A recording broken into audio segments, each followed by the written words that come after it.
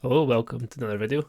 Today we're going to have a look at how we can send an email from a React front end with a Node Express backend. So we're going to use a package called Node Mailer and send an email using Gmail. So let's get right into it.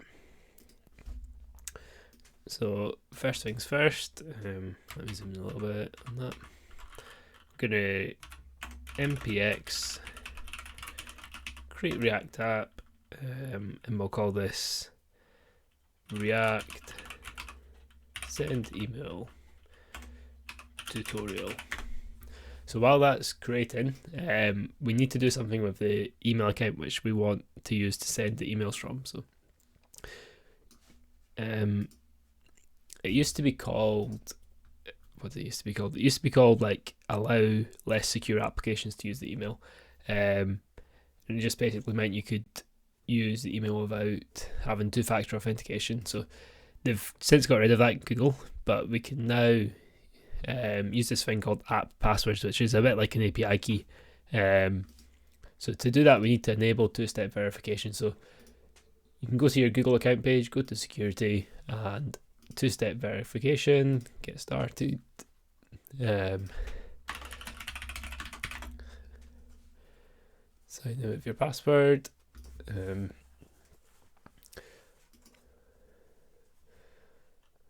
going to just use these backup codes. But normally if you've got your phone with you, it'll just like pop up and say, are you trying to sign in? Okay, so that's it enabled. And if we go back now, we should see this thing that's opened up here at passwords. So if we click on that, it asks us to sign in again. And now we can create an application password. So I'm going to say other and just say YouTube tutorial generate, and we get the 16-digit password. So I'll copy that for just now, and we'll come back to that later. Okay, so the React application started up. Let's code that. What was it? React send email tutorial. Open that up in Visual Studio Code. Just move that out so you can see my terminal if I'm using it at all, and zoom in a bit. Oops. Can move that back now to there.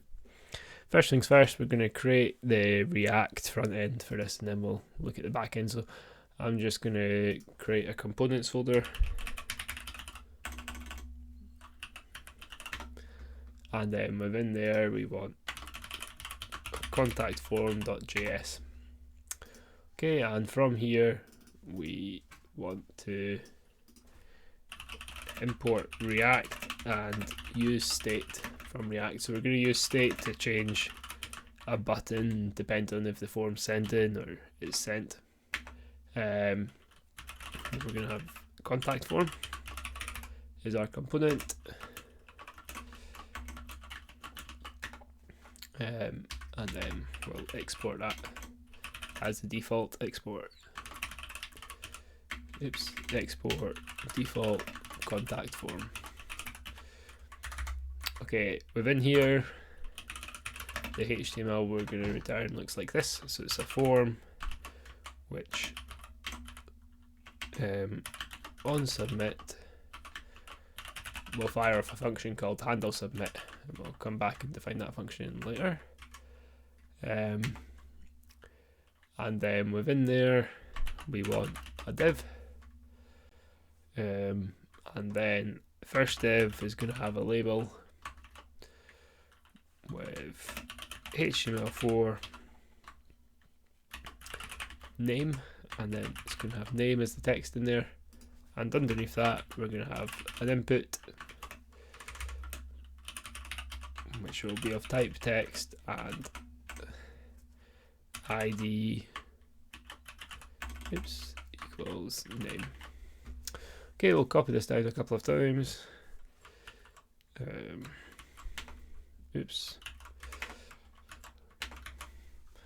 And then we want one for email as well which will have type email, type email, and then an ID of email as well. And finally, one for our message. And this, rather than be an input, will be a text area. And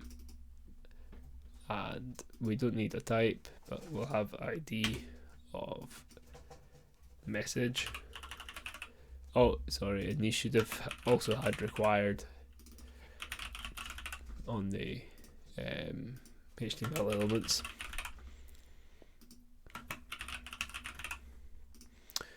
Okay, and then the last thing we need is a button to send that form.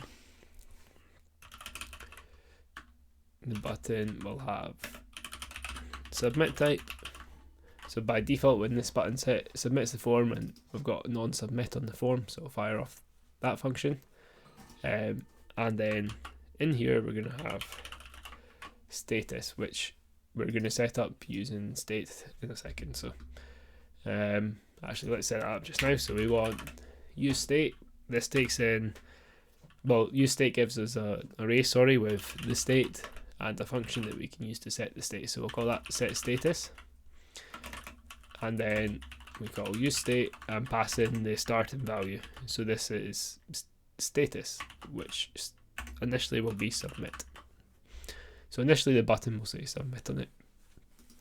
And then let's write our function handle submit. It's going to take an event, and then first thing we want to do is e.prevent default. So by default, a submit event will refresh the page. We don't want the page to refresh, so we're just going to prevent default. We'll set the status to send in, so the user gets a bit of feedback. And then we're going to get name, email, and message from e.target.elements. So that's the fields we're getting. So the event fields, oops, I need equals in there. The event fields, targets, and then the elements. So it's these inputs, and it can fetch those by using the ID. Next thing we're going to say let details,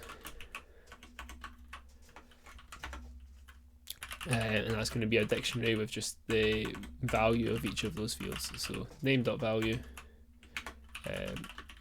email.value, and message.value. That should be .value. Okay, and then we're going to send those off to our server, which we haven't yet created. So we're going to await fetch, and at the moment this is just going to be localhost server, so http localhost port 5000 and then contact. The method is going to be post, a post request, and headers we'll have specify that the content type is application/JSON, with char set sorry about that, UTF-8, and then the body will be our details, which we're going to put in. So the JSON at the moment we want to send them as a string, so JSON.stringify details. Okay, once that's sent, we'll set the status back to submit, so just back to what it was originally, in case someone wants to send something twice. And then we'll get the result as well, so the result will be await response.json. Oops. And then we will alert on the result.status, so that should give us a pop-up with the status. Okay, and that's all we need on the front end. So let us run npm run start and start up our React server so we can see what is created. If we just give it a minute to start up. Oh, sorry, I've already got something running on port 3000. Let's just say yes, run it on something else.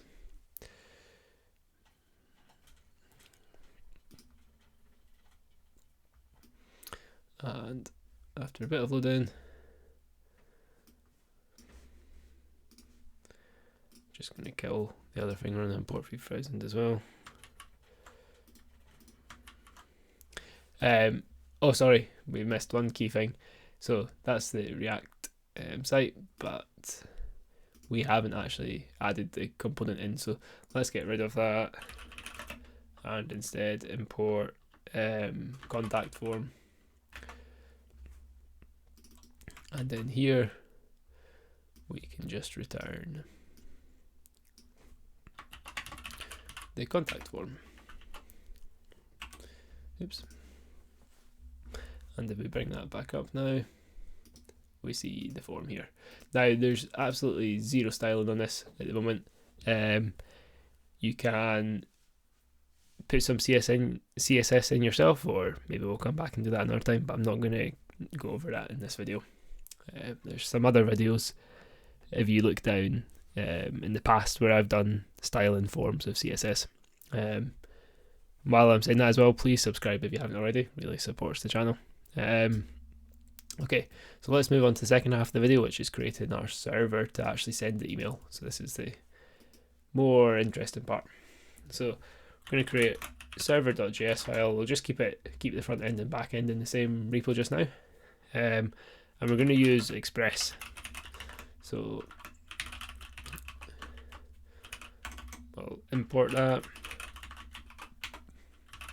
And we're also going to use router, which just helps us to set up the routes.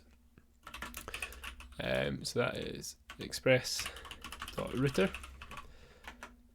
And then the other thing we want to import is node mailer, which is what is going to send the package which helps us send the email. It just gives us a client that we can call.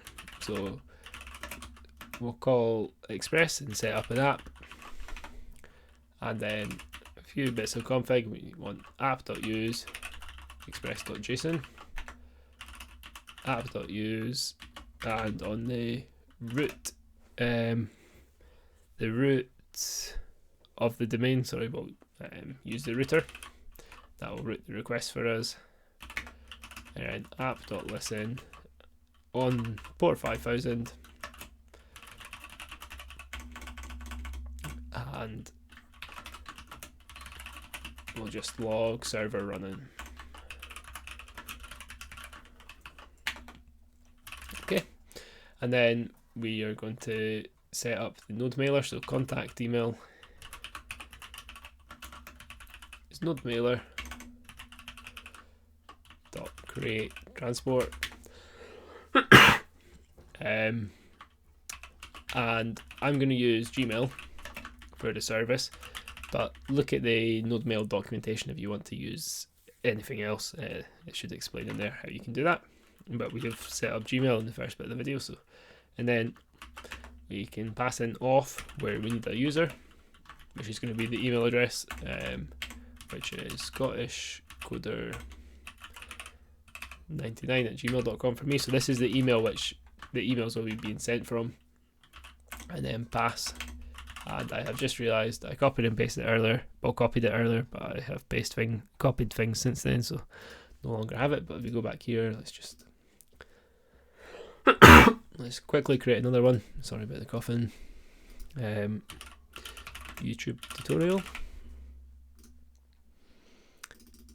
This time I'll paste it in right away. Oops. Okay. And then we're just going to verify that. So .verify, and that doesn't actually send an email, but it just verifies the config for us. So we're going to say if there's an error, log the error.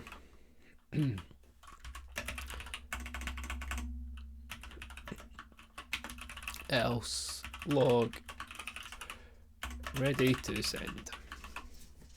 Okay, and we can try that out. So to start the server up, we can just run node server.js and we get a module not found. Okay, I forgot to import the modules, so we want to install the modules. So npm install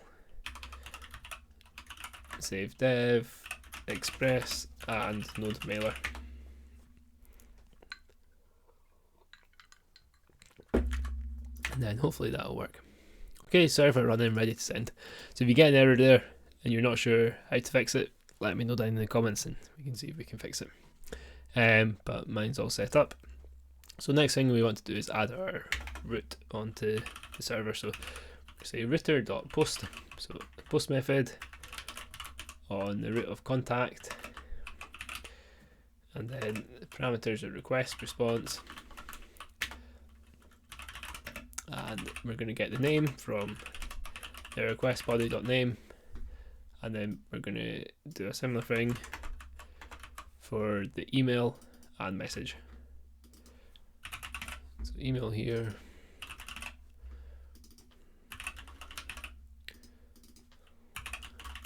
message there, and then the mail is going to be from the name to, and I'm just going to send it to the same email as what it's been sent from, so I can show you the email arriving. So scottishcoder99, where's my @sign, at gmail.com, and then subject, we'll call it contact form submission. Oops, there we go, finally. And we're going to send some HTML in the email body, so we will send a paragraph with name, and I used backticks there so that we can put the variables in.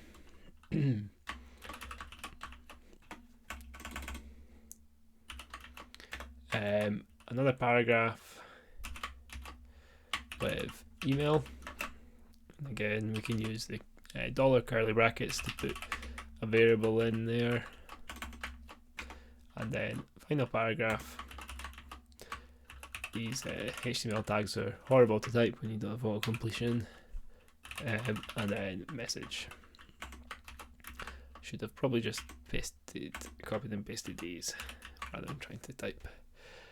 Oops, that one's not right either. There we go. And then we're going to say contact email, which is what we set up there, and we can call .send mail, and we need to give that a callback function. So if there's an error, res.json with status error. Sorry, that should be status error. Else res.json, and we'll set the status to message sent. Okay, and that should be everything that we need to do. So if I'm just going to format that as well. If I close down the server and start it back up, we get a server running ready to send. And let's go back to the React app. So in here we can just let's put Simon Archer, and we'll put just a random email in here, test@test.com, and then hello, testing, sending an email from React front end. Okay, submit. It says sending. Doesn't seem to have gone back, so let's look in the console and see.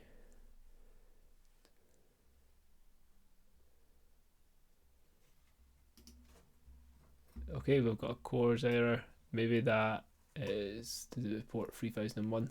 So if I go back here and restart that on port 3000. I'll just pause the video while that's starting. Sorry, I realised I've actually forgotten to set up CORS. So CORS is cross origin something. So it's basically when you try and call one domain from a different domain, and it by default blocks it unless you've set up this cross origin something. Let me Google what it stands for. Cross origin resource sharing. Okay, so we need to set that up on the Express app. So we can do that by npm install CORS and then importing it.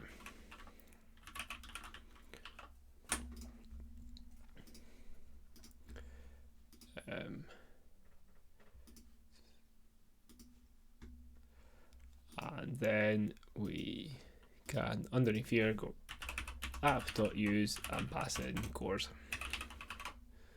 Okay, and if we restart the server, bring this up, let's just change that back to test.test.com, submit, send in, and then we get this pop-up, which is the alert saying localhost 3000 says message sent. If we close that, we see the button goes back to submit. So it looks like it's sent. So let's have a look at the email. Bring my email up. Okay, so we refresh in here, we see contact form submission. I've got name, Simon Archer, email test@test.com, and message P for some reason. That must be because here I put P. Yeah. So I hope you managed to follow along. Let me know if you've got any questions or if you were stuck on anything.